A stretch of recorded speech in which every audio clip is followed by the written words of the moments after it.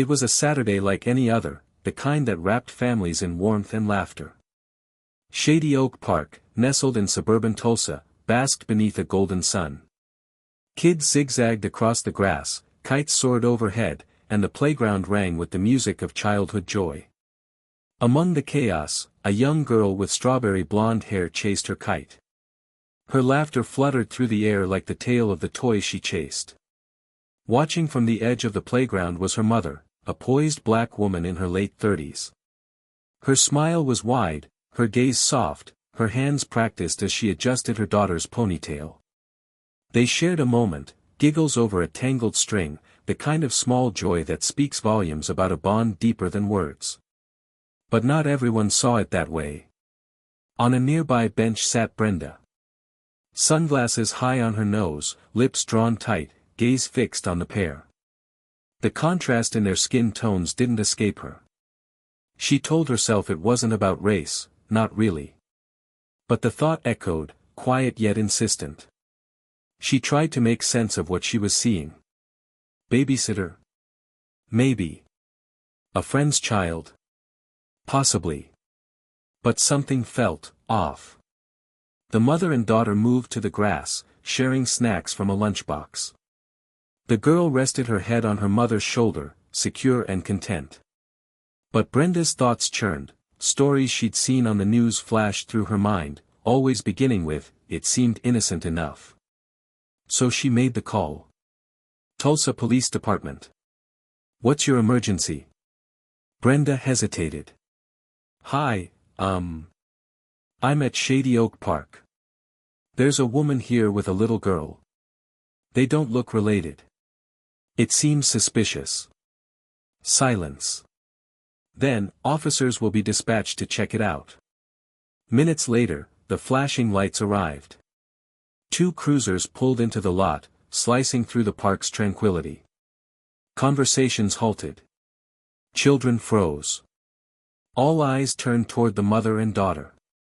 She didn't notice at first, she was too busy admiring the flower her daughter had picked. But as the officers approached, her smile faded. "Ma'am," an officer called, firm but not unkind. She stood, positioning herself in front of her daughter. Her voice was calm, though her eyes flicked to their hands near their belts. "We received a report. Can you explain your relationship to the child?" The mother blinked, confusion turning to disbelief. "This is my daughter," she said, voice steady. "Her name is Ellie. I adopted her 3 years ago." Requests followed, documentation, proof. She complied. Her hands trembled slightly as she handed over the papers. But even as the officers read, the crowd buzzed. Someone muttered, "This feels wrong." And then, the mother spoke, not just to the officers, but to everyone within earshot. "Her name is Ellie, and she's my daughter in every way that matters. Her birth parents couldn't care for her, but I could. I have kissed every scrape, packed every school lunch, told every bedtime story. We belong to each other. No one gets to question our love because of how we look." The officers looked up. One gave a slow nod. "Everything checks out, ma'am. We're sorry for the misunderstanding." But the mother wasn't done. She turned to the crowd, to Brenda. "This is what we face. Assumptions. Bias. Fear disguised as concern. Families don't all look the same, but love doesn't need your permission." Her voice cracked, but she stood tall. "Next time, choose kindness." The officers left. The crowd thinned, quiet with guilt. Brenda remained, rooted to the bench, her stomach heavy with regret. She had told herself she was protecting a child, but now the truth sat in her lap like a weight. She had caused harm. And there were no words that could undo it.